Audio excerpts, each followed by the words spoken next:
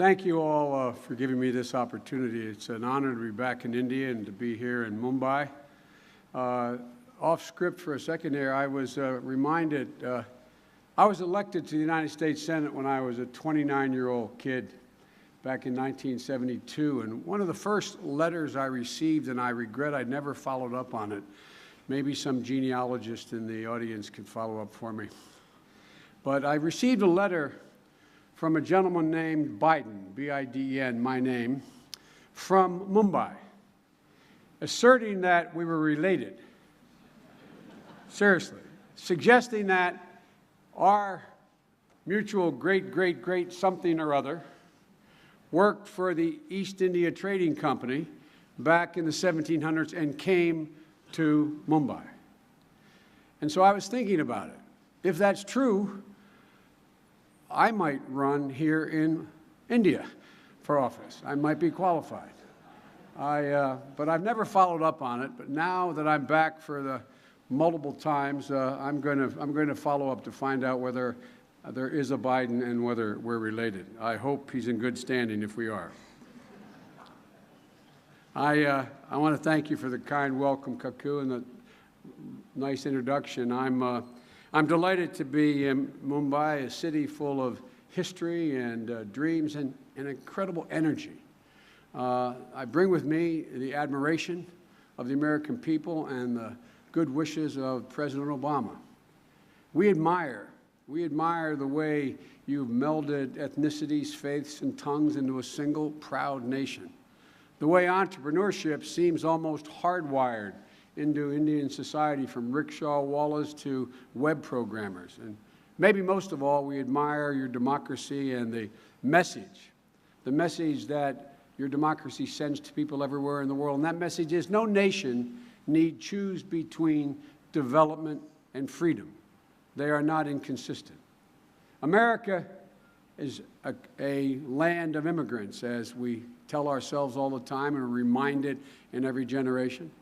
And America has been strengthened by the diverse cultures of India, woven into the very fabric of most of our communities, including those of you who are Americans, my own small community in the state of Delaware that I represent in the United States Senate. Any weekend in Delaware, we have a very significant and tight Indian-American community. Any weekend in Delaware, you can find the Delaware Cricket Club competing. And now I have bragging rights. I will be able to go back and tell my friends who belong to that club that I visited the home of the best cricket team in the world. It will give me some reason today. You won the International Cricket Council Championship, and as an Irish American, it pleased my heart to see you beat Britain, England. That's a joke, by the way, for the press. I don't want to hear a headline, Biden at odds with British Empire, you know. But it does make me feel good. India has made a very impressive journey, to state the obvious. 22 years ago, you took bold steps to start opening your economy. And the results were almost immediate and they're remarkable. Over the past decade, you have lifted 160 million people into the middle class. In 1991, India had 5 million total phone lines in the entire country. Now you have 900 million. In 1991, you exported $20 billion in goods each year. Now that's over $300 billion. India is no longer an economic island and a rising economic power. Of course, obstacles remain, as it are in our country and every country. But here in India, growth is slowed, poverty persists, and there are significant challenges in the region and the world in which you reside. But we're confident.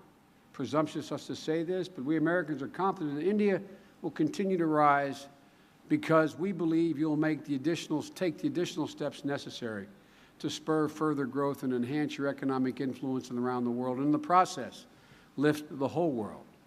We want to be your partner in that venture, in lifting the economy of the world. And since we're at a former stock exchange, let me humbly suggest that America is back. And it's never been a good bet to bet against America. Never been a good bet to bet against America. We've had the biggest increase in domestic manufacturing in the past 20 years. 40 months of private sector job growth. We need more and more rapidly, but constant growth. We are now the recipients, and we have access to and know how to safely extract over 100 years of natural gas reserves, driving the price of energy down to in the United States to make us among the most competitive nations in the world for manufacturing.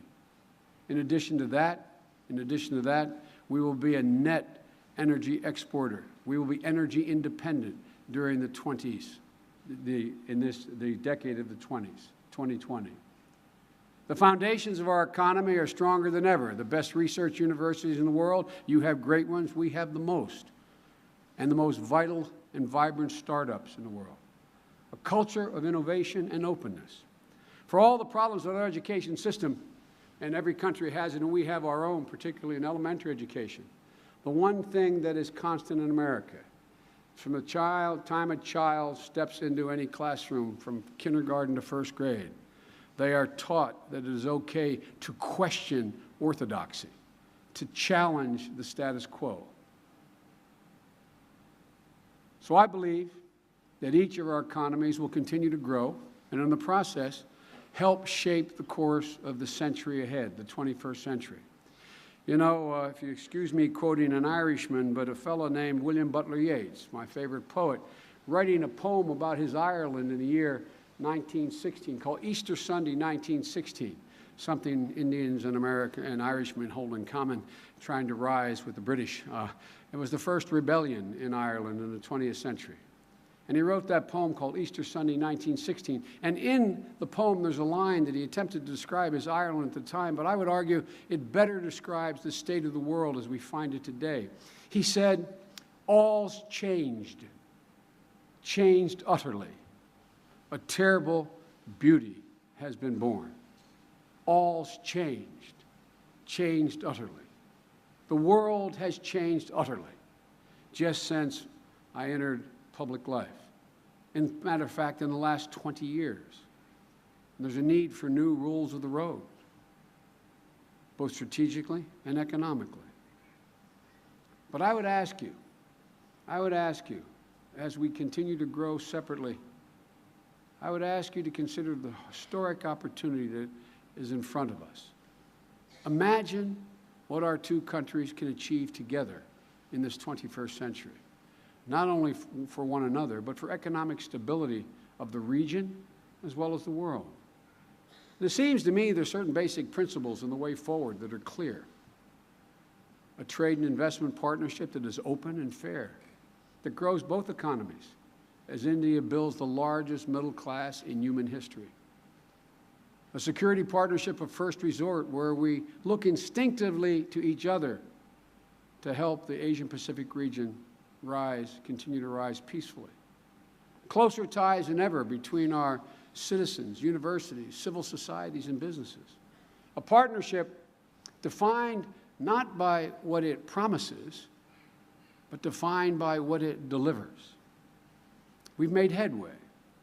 We've launched an annual dialogue between our governments that covers everything from counterterrorism to higher education. As a matter of fact, at a dinner hosted by the Vice President last night, very generous of him, we were talking in great detail and granularly about community colleges and what future they hold for here in India. My wife is a full-time community college professor, has been teaching, I can't say the number of years now because it reveals her age, but for some time. In the Biden family is a strange thing. There is no woman as old as any man. I don't know how that happened, but that's the way it works in my family. But, as we say in America, the best kept secret in American education is the community college system. And it's a bold and, I think, a wise move India is taking to try to create hundreds and hundreds of community colleges. We've also made progress on clean energy, defense cooperation, the partnership between our universities and community colleges. But there remains a gap between what we are doing and what we are capable of, without in any way impacting on either of our country's sovereign decisions, without in any way compromising either of our country's ability to independently decide what course of action we should take on individual issues in the future generally. And the reasons are understandable why we haven't made more progress. In your country, as well as mine, there are still those, some who have lingering doubts of a Cold War era long gone by. It's time to put those doubts behind us and seize the opportunities ahead of us. Leaders, not bureaucracies, should set the level of our ambition. So let me state it plainly. There is no contradiction between strategic autonomy and a strategic partnership. I'll say it again. There is no contradiction between strategic autonomy and a strategic partnership. Global powers are capable of both. Global powers are capable of both. And it's time we take this relationship to a new level for each of our own well-being. The question is, how do we bridge the gap between this vision and the present reality? You are all practical business women and men. You know, ultimately, it's how do you operationalize a vision. I'd respectfully suggest that we begin by deepening our economic relationship to help accomplish our overarching individual domestic goals. They are similar, they are common. And our vision and our interest as you look down the road 5, 10, and 20 years, I can see no logical impediment to the development of this relationship in terms of our individual self-interest.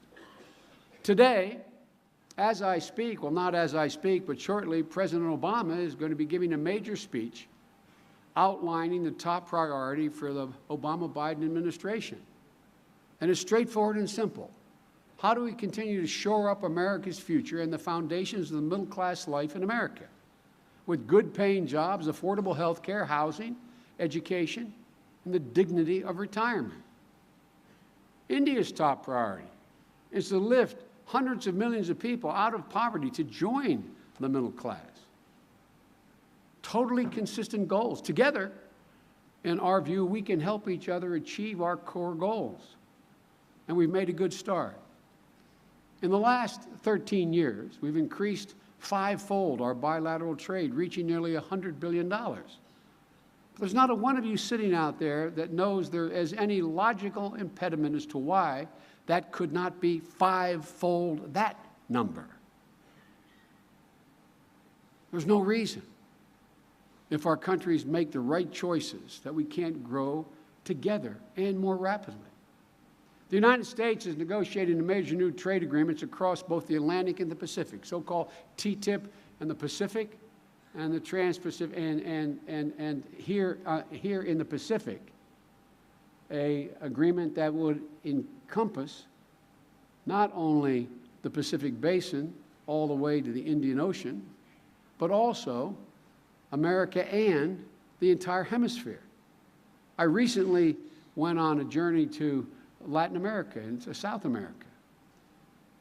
Chile, other countries are looking forward to this Trans-Pacific Partnership, not only to expand, but to enhance economic stability and, in turn, domestic stability.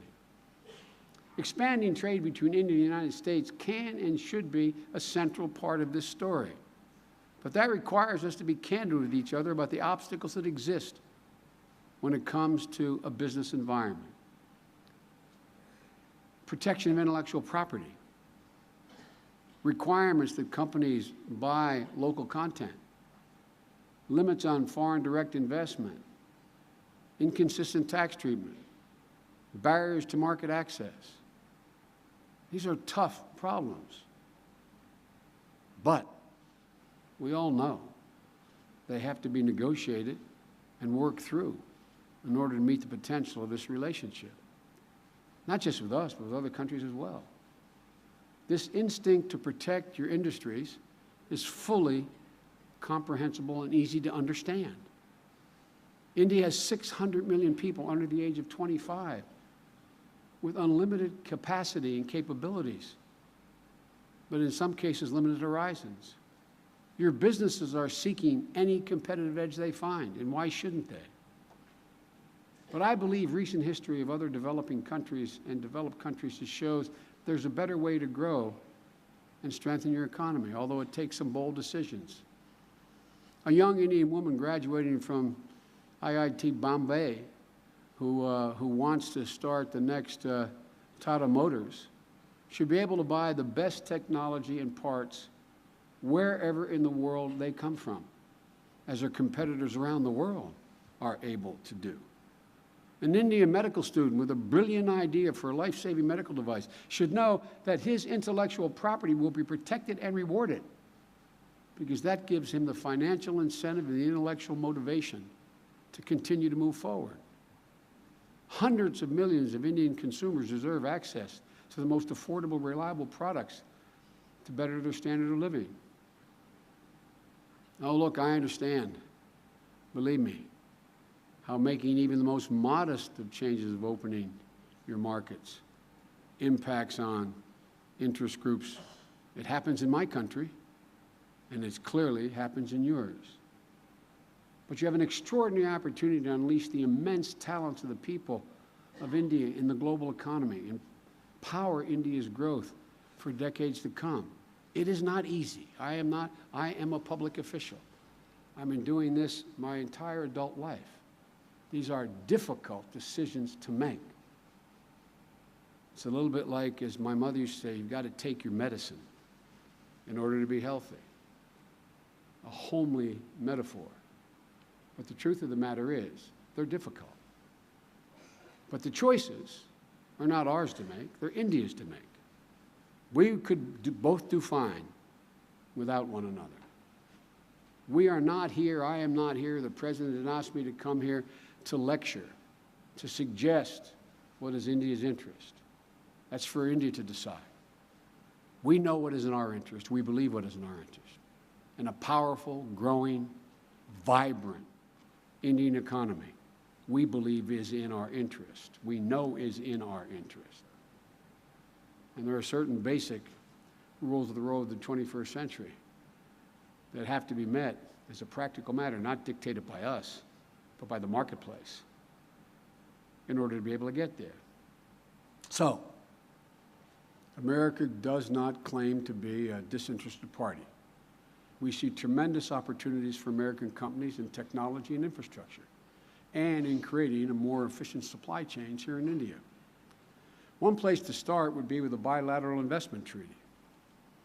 It would give investors in both countries more certainty and predictability, fair treatment under a single consistent set of rules for companies small and large, foreign and domestic. I'm pleased that our countries are re-engaging in talks toward a bilateral investment treaty. Both our governments have instructed our negotiators to see what progress can be made by the time Prime Minister Singh visits Washington this fall. In the United States, we welcome India business investing in the United States. We've already benefited from the investment of human capital from India. Indians receive more skilled worker visas to the United States than any other country in the world. And the legislation our Congress is considering now increases the number of temporary visas and green card availability for highly skilled Indians to come to work in the United States. I know that causes, as my Italian friends say, some agita with some individual companies. But the bottom line is there's a net expansion. At the same time, businesses and workers in both our countries benefit when there is a strong, predictable, and fair global trading system. In December, members of the World Trade Organization will meet in Bali. We need to find a way forward to address India's, and I'll be criticized for saying this, India's legitimate concerns about food security without distorting global trade. It's a difficult problem, but it must be addressed. And also, it also addresses many countries' desire to reduce barriers at borders that harm their companies and set back development. Success in Bali can help reinvigorate world trade, the World Trade Organization, and show that it remains a vital forum to resolve these issues. In this and many other areas, India has an essential role to play, both to take its rightful place in the international rulemaking setting and to accept the responsibilities that come with it, because ultimately, the two go hand in hand. The second thing we can do is have our brilliant scientists on both sides of the Pacific, our brilliant scientists work together on a common interest, clean energy and climate change, to ensure that both countries can grow responsibly and sustainably. In India, I come from a part of America that we're only about 7 feet above sea level. Sea levels are rising. They are rising. It will affect tens of millions of people in India. At home, America is working to lower carbon pollution that causes climate change. In fact, we brought it down to its lowest level in 2 decades. We have much more to do, and we plan to do more. India, too, needs to take concerted action, all the more as your economy and your energy needs continue to grow. I realize it's a conundrum. I have heard the debate with the developing economies over the past 30 years. You clear-cut your forest 200 years ago. You did such and such. You had an advantage. True. But it does not undercut the reality that we both have an overwhelming stake in seeing to it that we address the issue of climate change. Of course, India's first priority is and must be lifting its citizens out of poverty. But unless we can develop a sustainable path on a low-carbon path, the consequences of climate change will seriously undermine the development and growth as well as harm the very health of the people of India. You've all observed what's happening in China now. Allegedly, 1 million people a year dying as a consequence of atmospheric pollution.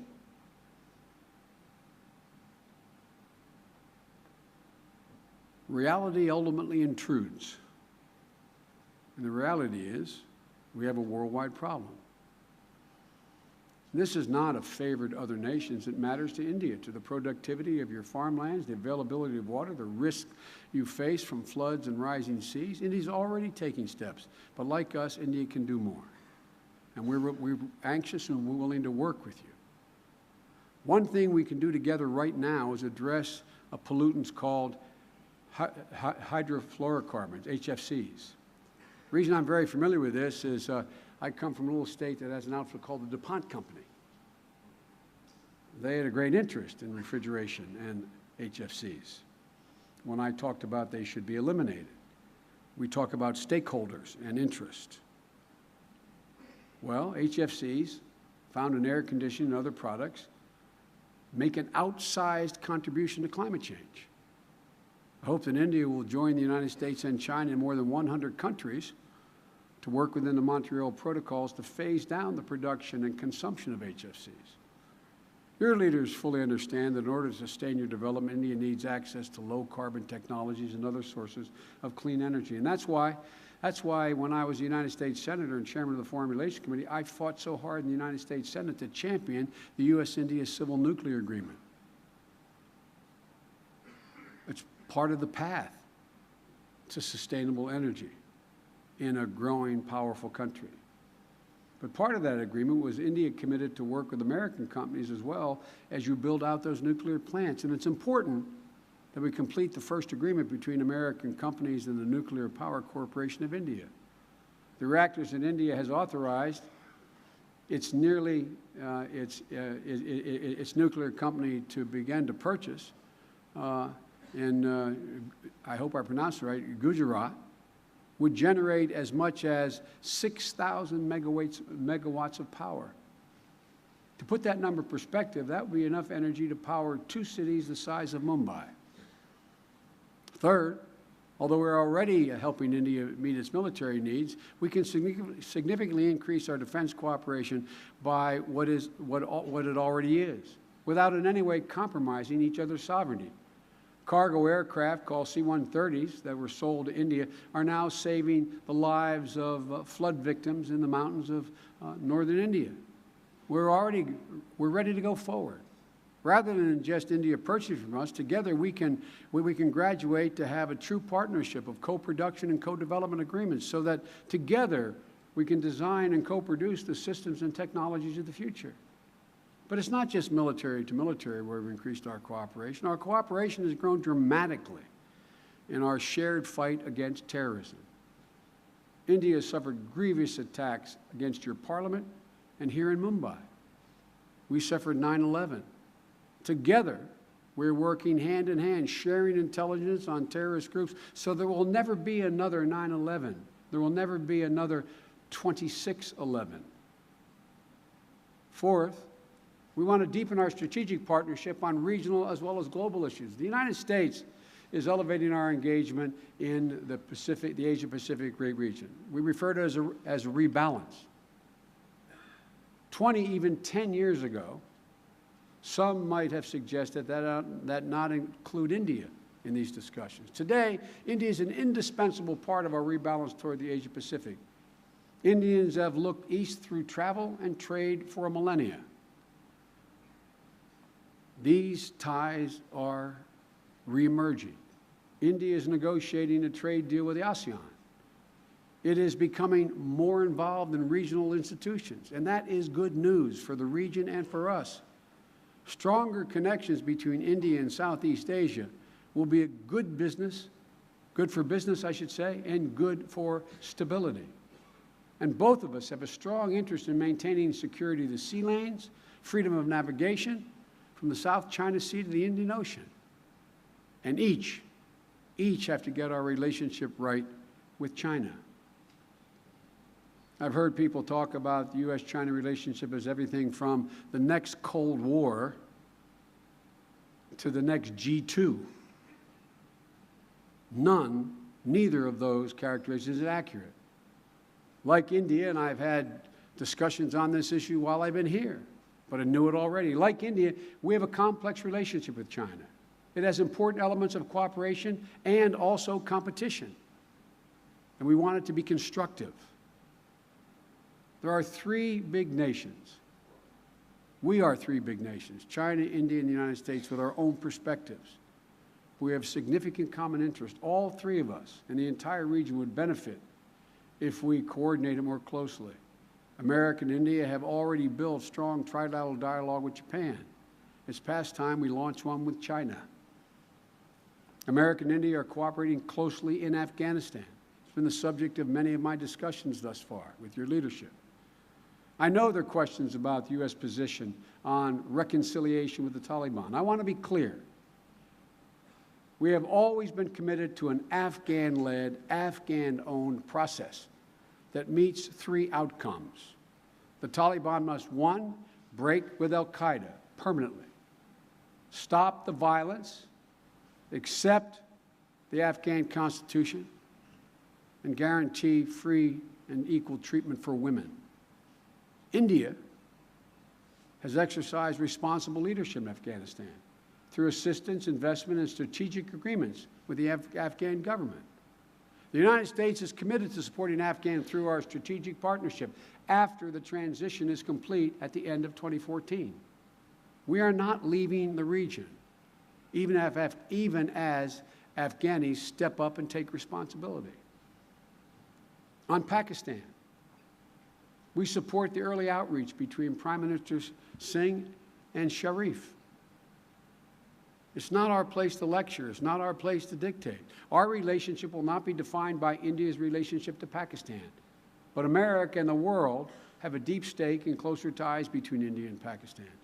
An incredibly difficult nut to crack, but it's yours to crack.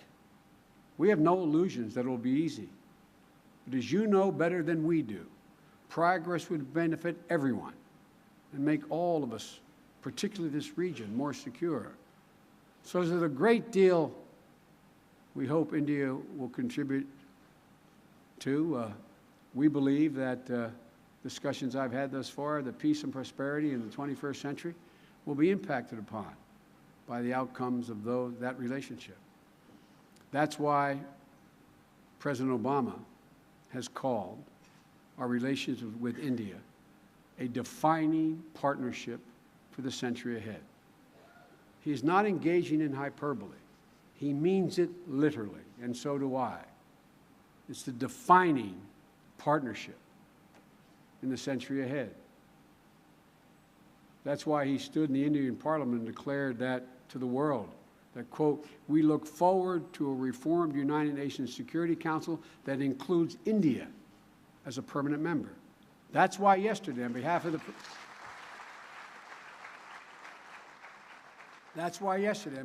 President, I invited Prime Minister Singh to make a visit to Washington at the end of September. We have an incredibly full agenda, but nothing gives me more hope for the prospects of that agenda as we approach it. Nothing gives me more hope that we can accomplish it together than the 720,000 visas per year that are issued here in India to go to the United States, the 100,000 talented Indian students studying in American universities with the aim of doubling that number by 2020 and tripling the number of Americans studying in India. But the foundation of my hope and expectations is built upon the certain knowledge that our people share a common set of values and a peaceful vision for the world. As I said, be critical. Look down the road. Where is there an intersection in the future of the 21st century where we are likely to be at odds with one another on the big issues? For those who doubt the vision that the President and I share, I would refer them to the founder of the modern state of India, Mahatma Gandhi. I had the honor of visiting a place where he literally spent his last days, as probably all of you have as well. And as I stood there, remembering him as a young child and being involved in the civil rights movement and how Dr. King looked to Gandhi, I was reminded once again, which is not very, how can I say it, sophisticated to say to a sophisticated audience. But I was reminded once again that dreams matter. Dreams matter. A nation without a vision to where it wants to go will be buffeted by the swirling winds of the world and not have the ability to grab the reins, to try to determine its own future. Vision matters. But they only are realized, as all of you know, by hard work and incredible persistence. So as we look to the horizon, it's very important we keep our feet on the ground and continue the day-to-day painstaking effort of building this great relationship. Even if it means at the beginning, we only make incremental small changes. But every day must be forward, no matter how small, no matter how small the measure of progress is. I am absolutely confident in the future of this relationship. Not because I'm naive. I've been around longer than most of you. I've been doing this kind of business my entire adult life. My confidence is based on the history of the journey of both our countries. But I am confident. May God bless you all. May God bless India. And may God protect our troops. Thank you so very much.